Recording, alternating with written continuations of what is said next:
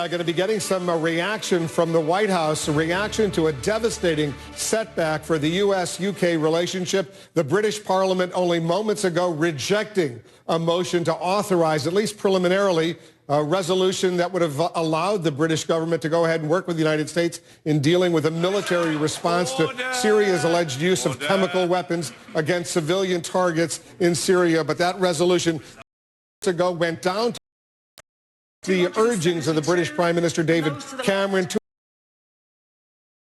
resolution in favor of could be a serious political problem for the longevity of David Cameron's government. Let's go to our senior White House correspondent, Jim Acosta. He's getting reaction from officials over there. What are they saying, Jim? Wolf, we can report that a senior U.S. official tells CNN that unilateral action may be necessary now against Syria in light of the vote in Britain. That source telling CNN, quote, "I do think that is a possibility." And then speaking about the vote in British Parliament, this official said, quote, "We care what they think. We value the process, but we're going to make the decision we need to make." And then this official pointed back to what the principal deputy press secretary, Josh Earnest, said at the White House briefing earlier this afternoon, who talked about the national security interests of the United States and how the president is going to seek out actions that advance those interests no matter what is happening on the world stage. So this is an indication, Wolf, that the president is willing to go it alone against Syria. Well, he certainly doesn't have the British government on board, at least not yet, in this huge, embarrassing setback. Here's the question. The UN weapons inspectors, they're supposed to be coming back over the weekend, Saturday or Sunday, reporting to Ban Ki-moon, the UN Secretary General, on what they discovered, what they found. I assume the Obama administration will at least wait until their report reaches the UN. Is that right?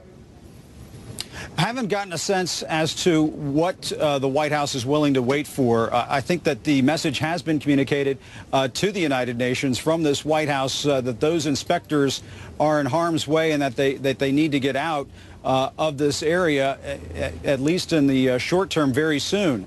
But Wolf, one thing I've heard from administration officials all week is that this White House is not going to allow diplomatic maneuvering get in the way of what they feel like they need to do to advance U.S. national security interests. And the president has said time and again that while he hasn't made a decision to execute some sort of strike against Syria, that he feels like a chemical weapons attack against civilians in Syria carried out by the regime not only is a threat to U.S. national security, but is a violation of an international norm such as the Geneva Conventions, the chemical weapons treaties that have been signed and adhered to by countries around the world. And so the White House is pretty firm on this. They've been saying all along that they wanted international cooperation, but you always had the sense when you talked to them that that wasn't necessarily a deal breaker if they didn't have it, Wolf. And a further complication, the president is supposed to be in Russia, in St. Petersburg, Russia, later next week at the G20 summit. Russia, a key ally of Syria. That puts the U.S. in an awkward